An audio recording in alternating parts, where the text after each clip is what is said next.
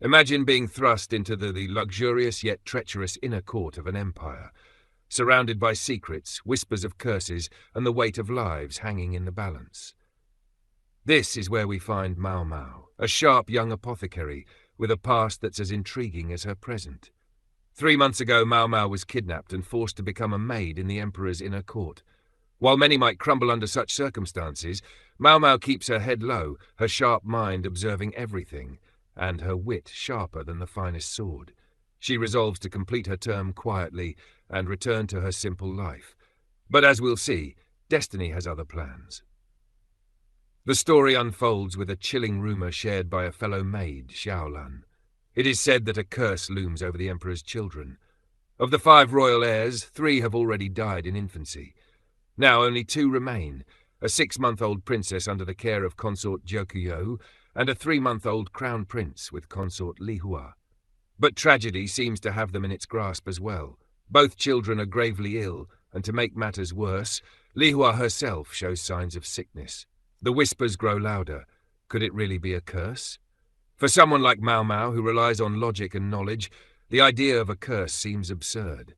Yet her curiosity is piqued. She knows the court hides secrets in every corner. Could this mystery have a rational explanation? With her trained eyes and keen instincts, Maomao starts piecing together clues. Her first breakthrough comes during a tense altercation between consorts Gyokuyo and Lihua. While others are distracted by the drama, Maomao's sharp gaze focuses on something seemingly trivial, the makeup both consorts wear. Growing up in the pleasure district, Maomao learned the dangers of certain beauty products. One particular face powder, highly sought after for its brightening effects, contains toxic chemicals that poison the skin, and if used over time, the body. Realization strikes like lightning. This isn't a curse, it's poisoning. The symptoms of the children and their mothers align perfectly with those caused by this dangerous powder. Maomao knows she has to act, but how can a mere maid warn the mighty consorts?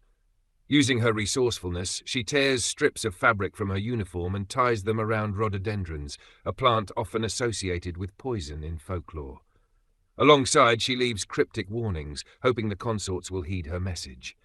However, fate is cruel. While consort Jokio takes the warning seriously, consort Liwa dismisses it as superstition. The result is devastating. The crown prince succumbs to the poisoning within a month. As the court mourns, Maomao finds herself in an unexpected spotlight. Jinshi, an enigmatic and influential official, has uncovered her identity. Summoned to consort Jokyu's quarters, Maomao prepares for the worst.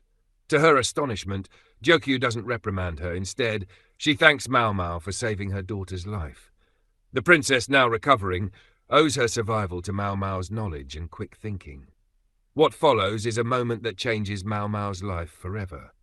Consort Jokuyo offers her a position as her personal lady-in-waiting. From a lowly maid to someone who now holds influence in the inner court, Maomao's journey is just beginning. Jinshi, ever enigmatic and commanding, sets the wheels in motion, placing Maomao, a young woman with an extraordinary grasp of poisons, under consort Jokuyo. It's not just an act of staffing. Jinshi's move is strategic. Maomao's vast knowledge, if left unchecked, could pose a threat to the empire. Gyokuyo's gentle demeanor hides her significant role in the emperor's court, and Maomao is now tethered to her, both as a protector and an asset. This dynamic sets the stage for an intricate narrative of survival, wit, and hidden agendas. Maomao steps into her new role at the Jade Pavilion with a mixture of curiosity and guarded indifference. She quickly learns that her task is to be a food taster, a job laden with risks no one else is willing to take. Poison, ever present in court politics, is not just a shadow but a looming spectre. For others, the threat of a painful death is terrifying. For Maomao, however, it's an exciting puzzle. Her background as an apothecary, paired with an unquenchable curiosity for poisons, turns the perilous task into an engaging challenge. Her unconventional perspective is the first glimpse of her eccentric charm, drawing the audience closer to her peculiar world. As Maomao begins to adjust to her duties, a tense yet humorous moment unfolds. Furious over her kidnappers siphoning off her wages, she vents her anger aloud.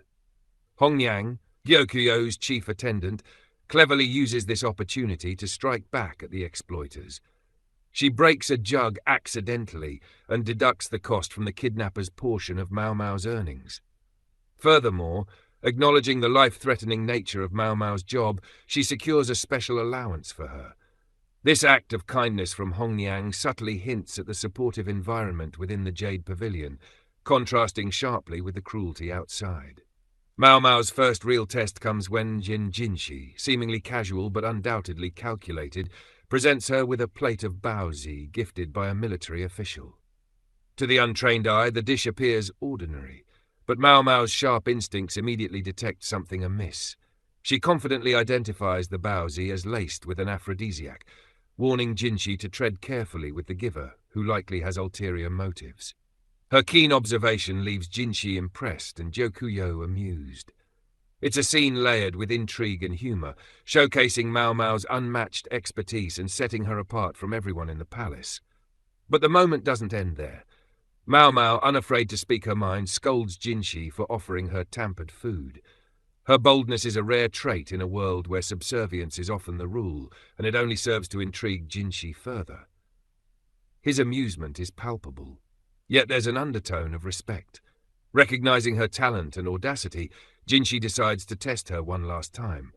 He asks if she could create an aphrodisiac herself. Maomao, initially skeptical and wary of his motives, quickly agrees when she realizes it would give her a chance to experiment with herbs, a passion she cannot resist. The interactions between Jinshi and Maomao are rich with tension and unspoken understanding. In the heart of the imperial palace, life is never dull. The intricate balance of hierarchy, power plays, and hidden motives makes every corner a stage for drama. On this particular day, Jinshi, the enigmatic eunuch, walks through the palace corridors.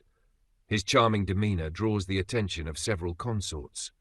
Two lower-ranking ones and even a middle-ranking consort attempt to woo him, but Jinshi, ever composed, sighs at their persistence. His evening ends with him retreating to his quarters, ensuring the door is securely locked.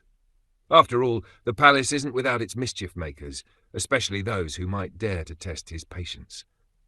While Jinshi rests, Maomao, the curious and sharp-witted apothecary, is preparing for her next task. Following Jinshi's instructions, she heads to the infirmary, where Gaoshun, Jinshi's loyal attendant, is waiting to escort her to the medicine chambers. Here the atmosphere is tense. The quack doctor who runs the infirmary glares at Maomao, his domain feeling invaded by her presence. But Maomao is unfazed. As they enter the chambers, her attention shifts entirely to the herbs and ingredients. Her passion for her craft takes over, and in a trance-like state, she begins to dance, lost in the sheer joy of working with herbs. But Maomao's moment of bliss doesn't last long. A familiar, teasing voice cuts through her concentration. Jinshi, having appeared seemingly out of nowhere, watches her with a smirk, his playful remarks making her face flush with embarrassment. However, Maomao's resilience shines through.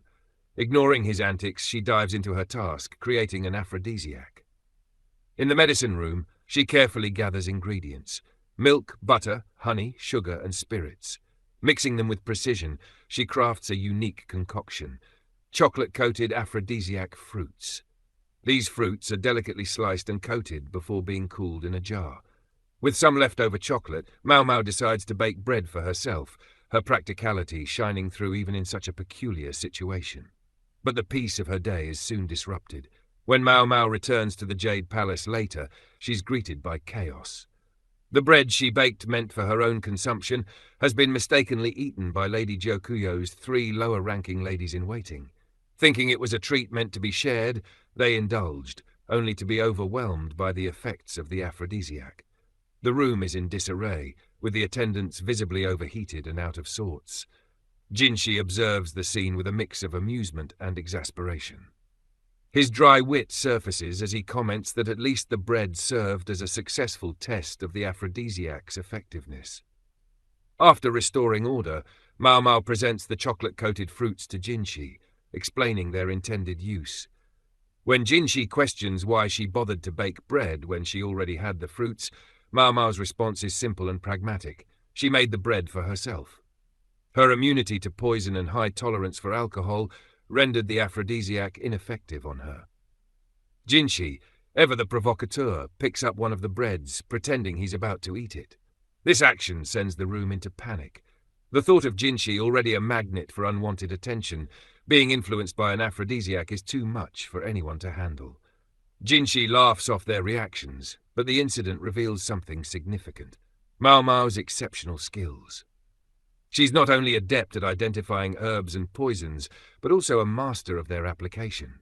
Her talent doesn't go unnoticed by Jinshi, who continues to admire her intellect and resourcefulness. As the day winds down, Maomao begins to clean up the remnants of her work. But just as she's about to leave, she's startled by Jinshi's unexpected presence. He steps behind her, his voice softer than usual as he thanks her for her efforts. Before Maomao can respond, she feels a warm peck on the nape of her neck, a gesture that lingers in her thoughts. Turning around, she finds Jinshi already gone, leaving her alone with her swirling emotions. As her gaze shifts to the tray, she notices something missing: one of the chocolate breads. Rumours spread about a ghostly figure in white wandering atop the rear palace wall. Yinghua eagerly recounted the tale to Maomao as they went about their daily rounds. Later, after finishing her tasks, Maomao stopped by the medical office to gather some herbs. The quack doctor greeted her with a broad smile. Ever since he discovered Maomao's skill in making herbs, his opinion of her had greatly improved. Now he even treated her to tea and rice crackers during her visits. However, Maomao was disappointed to find her usual rice crackers replaced by mooncakes when Jinshi entered. After dismissing the quack doctor, Jinshi discussed the mystery of the ghostly figure. He revealed that it was not a ghost, but a sleepwalker.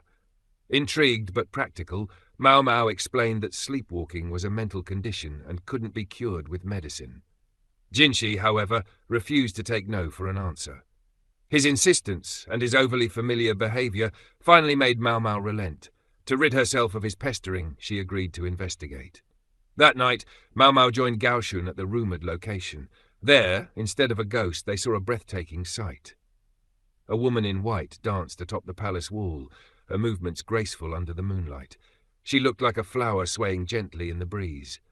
Gaoshun identified her as Lady Fuyou, a consort who was to be bestowed to a military officer in 1 month. The following morning, Maomao consulted the quack doctor to learn more about Lady Fuyou. He explained that she was the third princess of a vassal state of Li. 2 years ago, she entered the palace as a consort, but lost favour with the emperor after an incident.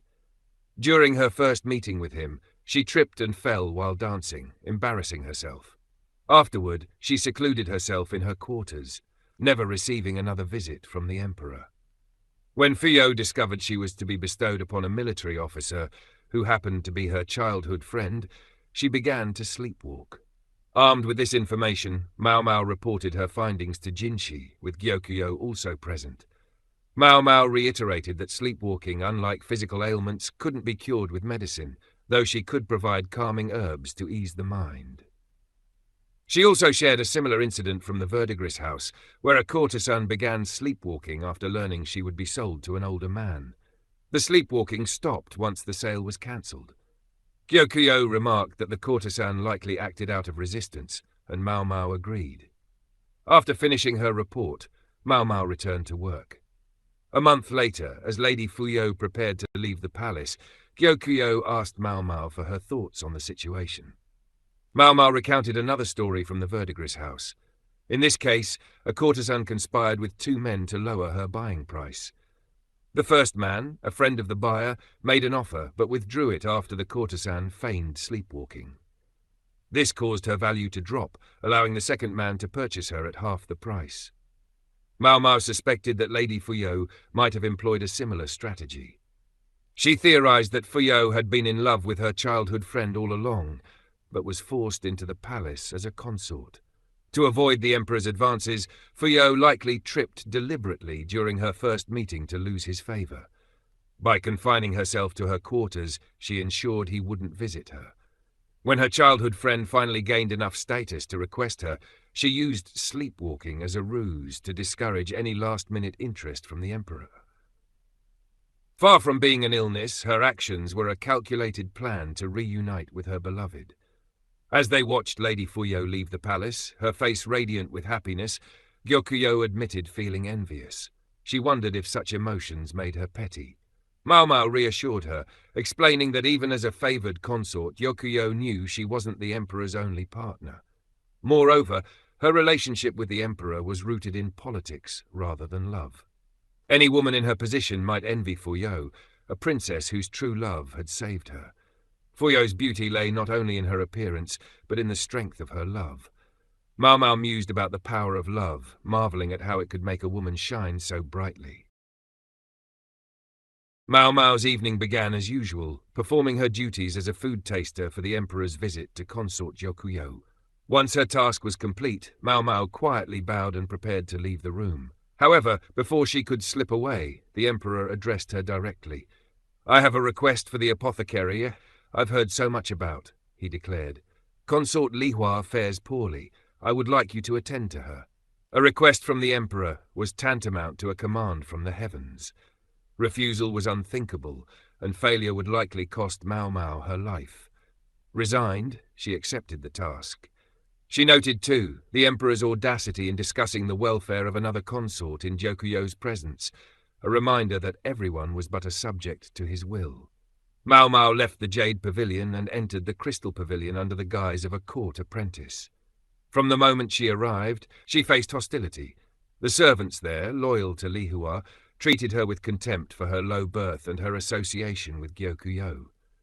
Her attempts to assess Lihua's condition were blocked at every turn, leaving her frustrated and anxious about her limited time to succeed.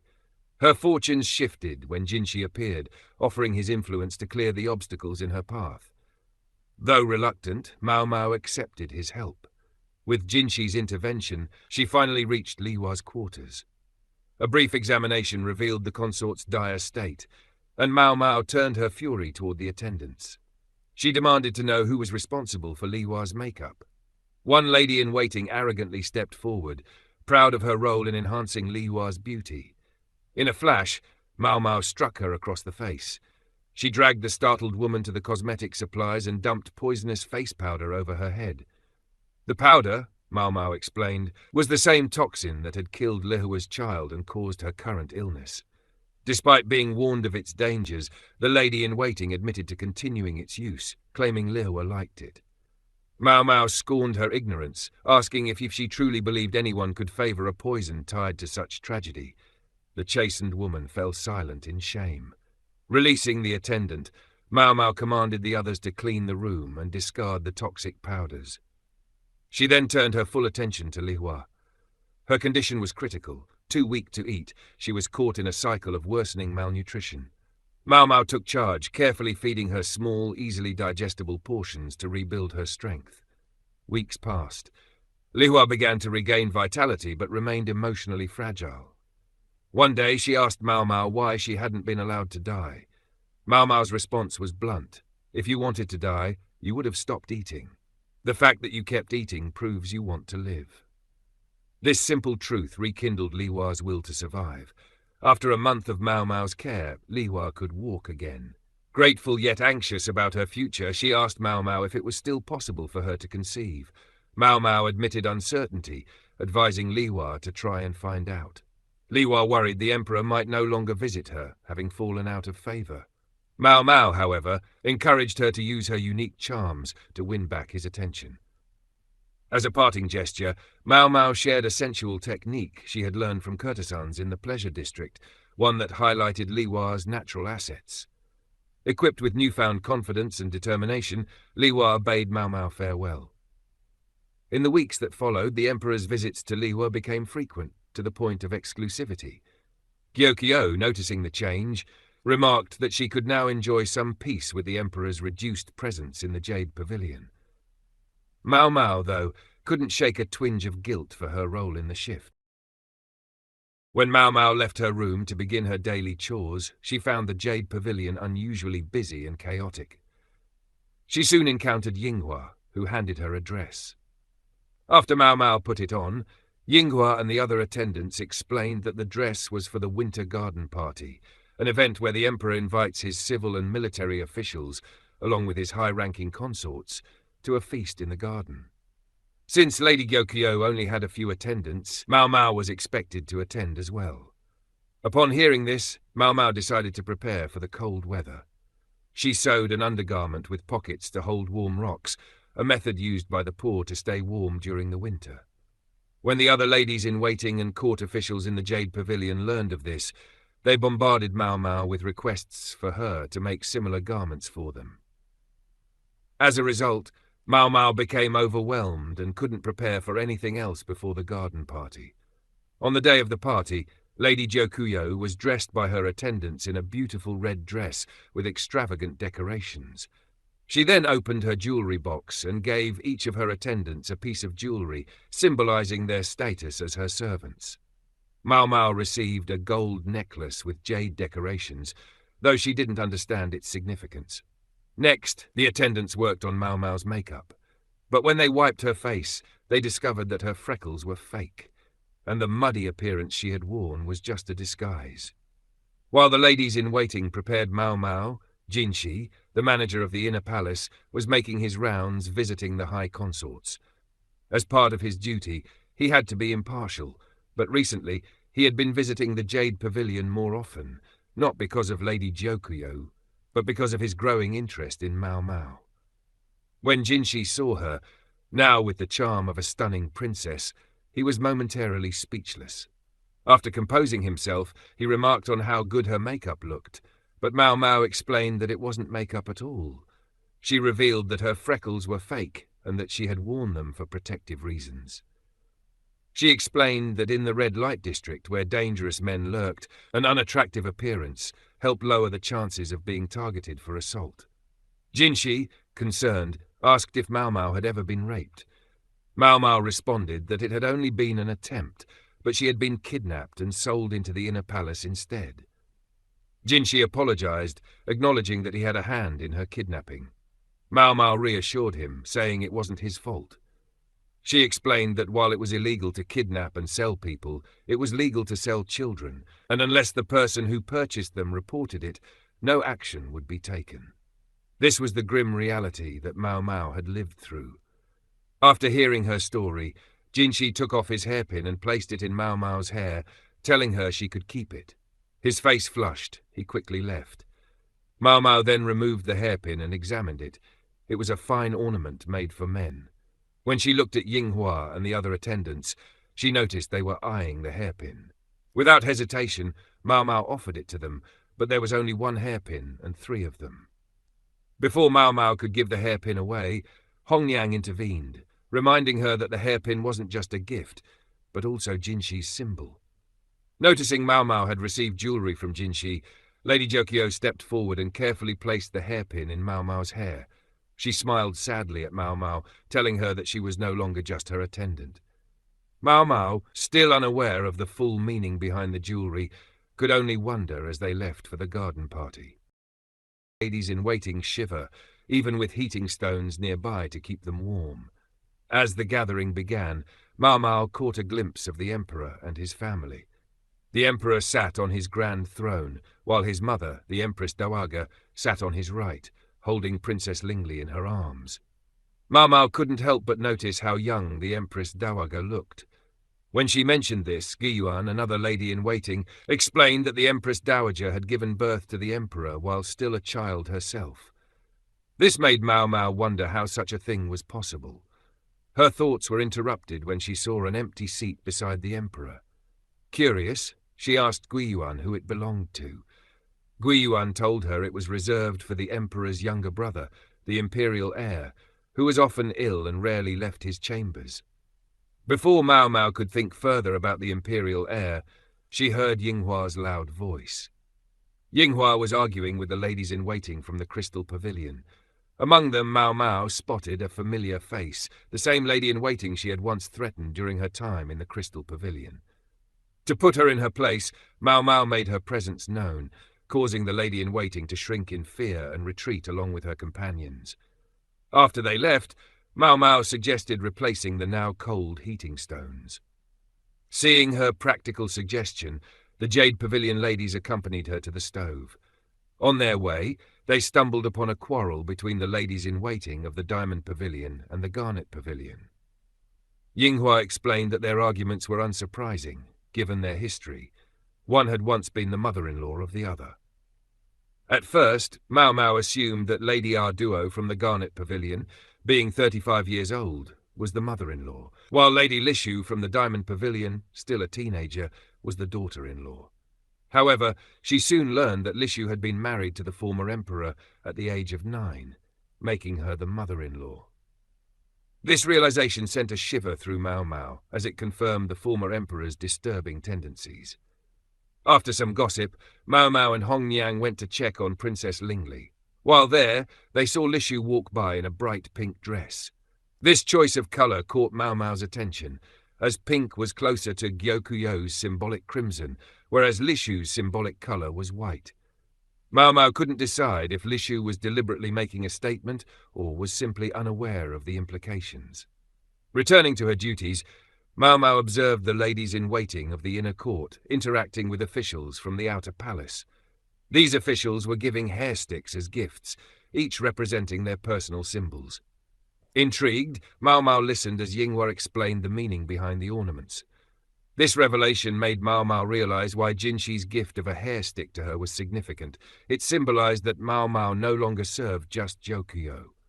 Despite this, Maomao had no intention of staying in the inner court after her 2-year term ended. Yinghua, noticing Maomao's indifference to the ornaments, tried to explain their other implications, but Maomao remained uninterested, leaving Yinghua pouting. Their conversation was interrupted by the arrival of Li Haku, a military official, who handed Maomao a hair stick before quickly departing. This unexpected gift caused a stir among the Jade Pavilion ladies, who celebrated the gesture. Soon after, Lady Lihua appeared, dressed in an elegant blue gown adorned with pearls and crystals. She approached Maomao and presented her with a hair stick of her own, decorated with crystals, before leaving as swiftly as she had come.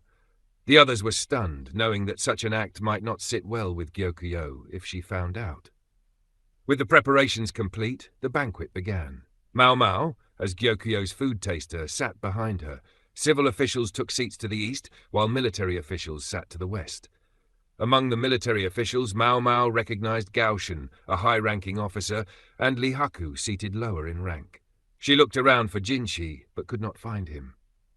Her attention returned to her duties as a maidservant brought out the first dish, a silver cup filled with alcohol. Maomao tasted it to check for poison, swallowing it as required.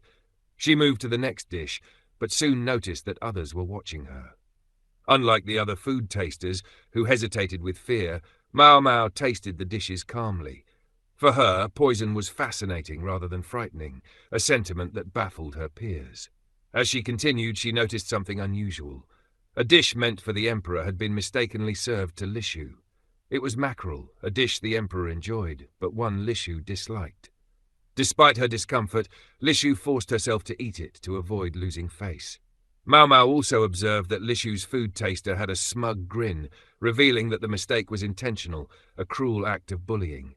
This behavior disgusted Maomao. The next dish was a broth, which Maomao tasted with her usual thoroughness. As she sampled it, her face lit up with an expression of pure joy, startling the spectators. Some officials grew curious, wondering how the food could be so delicious. After Maomao declared that the broth was poisoned, she hurried to rinse her mouth with water. As she did, Jinshi approached her, concerned about her well-being. Maomao, feeling thrilled after tasting poison for the first time in ages, accidentally greeted him with a smile. Jinshi, noticing this unusual reaction, gave her a disapproving look. Realizing her mistake, Maomao quickly reverted to her usual emotionless demeanor. When Jinshi asked for an explanation, Maomao clarified that she left the banquet because it wouldn't be appropriate for a food taster to appear pleased after detecting poison. Jinshi, still concerned, dragged Maomao to see a physician. While they walked, Maomao lamented that she hadn't been able to swallow the poisoned broth, fantasizing about the numbness it might have caused. She even asked Jinshi if the leftover broth could be saved for her. Jinshi firmly refused, reminding her that her health was more important. Jinshi then revealed that since Maomao seemed unaffected by the poison, someone else had to confirm it wasn't a false alarm. In response, Maomao suggested they use her emetic, which she assured him would make the experience unforgettable. Jinshi declined, saying their physician had other methods. Maomao's attention shifted to Jinshi's hairpin, which was new. She began to wonder if he had been secretly meeting someone. As she stared at him, Jinshi noticed and asked if she needed something. Maomao simply requested to see someone, which Jinshi agreed to. They went to Jinshi's office, where Consort Lishu was waiting. Jinshi apologized for calling her so abruptly, speaking in his usual charming manner. Lishu, with stars in her eyes, told him she didn't mind. Jinshi then introduced Maomao, explaining that she had requested this meeting. Lishu turned to Maomao with an annoyed expression, scratching her arm. Without hesitation, Maomao pushed up Lishu's sleeve, revealing rashes on her skin. Lishu quickly pulled her arm back, looking embarrassed. Maomao explained that Lishu couldn't eat fish or shellfish. Jinshi, sensing confusion, asked Maomao to explain clearly. Maomao described how some people have adverse reactions to certain foods, leading to symptoms like rashes or even life-threatening conditions. She revealed her own allergy to soba noodles, explaining how even a small amount caused severe reactions. Hearing this, Lishu looked frightened. Maomao gently asked if Lishu was experiencing cramps or nausea and offered to make her a laxative if needed. Lishu, embarrassed, shook her head. Maomao then invited her to sit down and began explaining the situation at the banquet. She noted that the meals for Lishu and consort Jokuyo had likely been switched. Maomao asked Lishu to confirm if she couldn't eat mackerel or abalone, and Lishu nodded. At this, the lady-in-waiting beside Lishu went pale. Maomao explained that food allergies could be deadly, causing heart failure or breathing problems. She emphasized that serving such foods to Lishu, whether intentionally or not, was tantamount to attempting to harm her. The room grew tense as Maomao pointed out the gravity of the situation.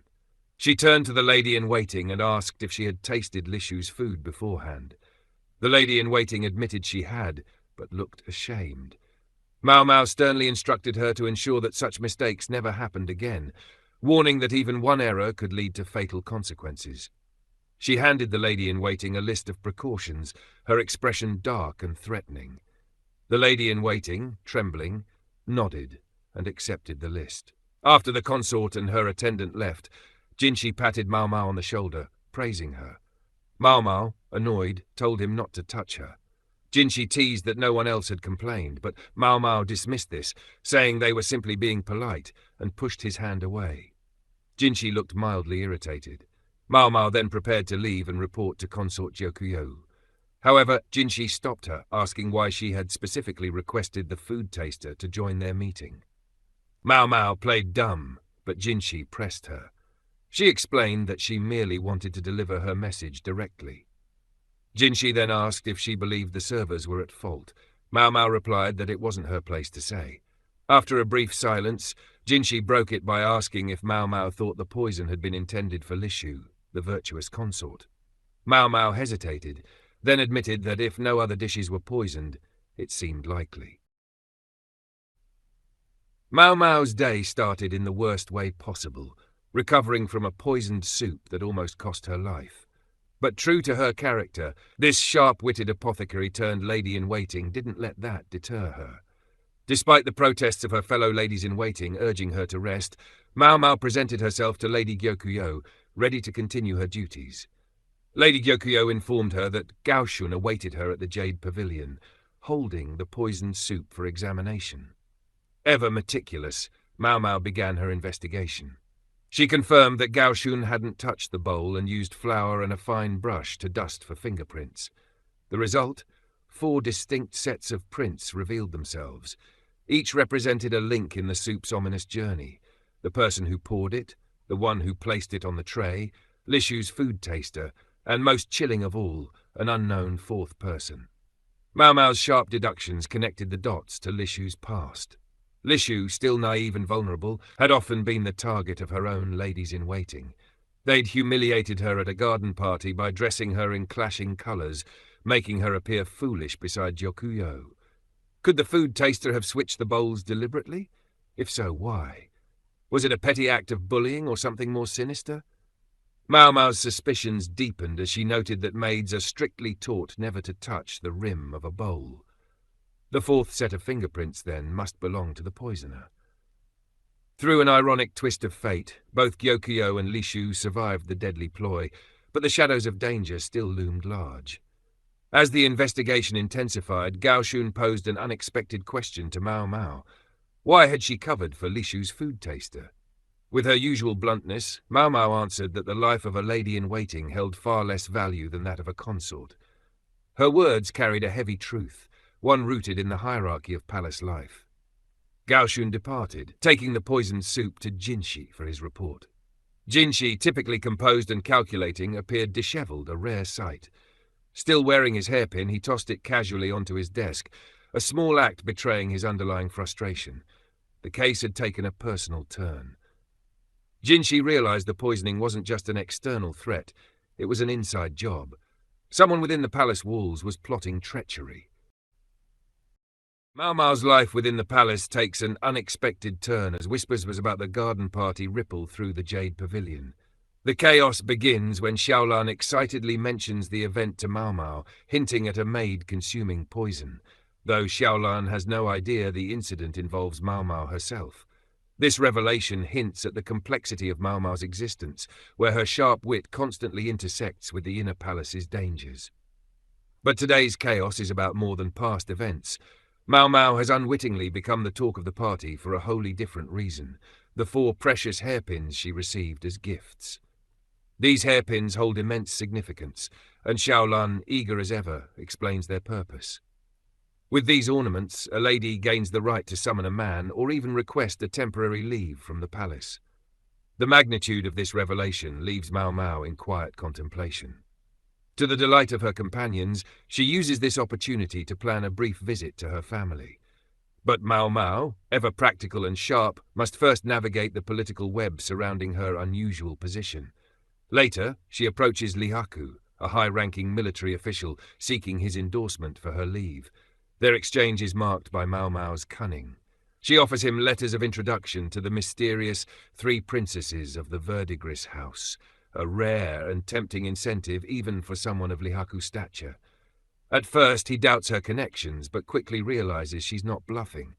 Cornered, Lihaku grudgingly agrees, acknowledging Maomao's sly but effective bargaining. As Maomao prepares for her journey, the Jade Pavilion bustles with excitement. Her companions wrongly assume her leave is for romantic reasons, teasing her about potential suitors. Yet beneath their banter, Hongyang senses Maomao's genuine obliviousness about the hairpin's deeper meaning. Meanwhile, Lady Gyokyo watches from a distance, amused at the inevitable chaos that will erupt once Jinshi learns of Maomao's temporary absence.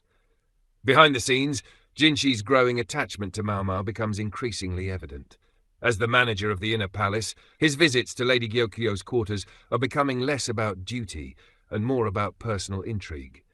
Jinshi's vulnerability, juxtaposed with Maomao's pragmatic and aloof demeanor, creates a fascinating dynamic that adds layers to their interaction. The narrative crescendos as Maomao's preparation culminates in her departure. Her calculated moves, her relationships with key palace figures, and her enduring individuality make her journey one filled with intrigue. Thanks for watching, everyone. If you enjoyed this breakdown of the Apothecary Diaries, don't forget to smash that like button. It really helps the channel grow. I'd love to hear your thoughts in the comments. What did you think about Maomao's sharp mind and her journey so far? And hey, don't forget to lock your eyes on this channel, because part 2 of the Apothecary Diaries is coming soon.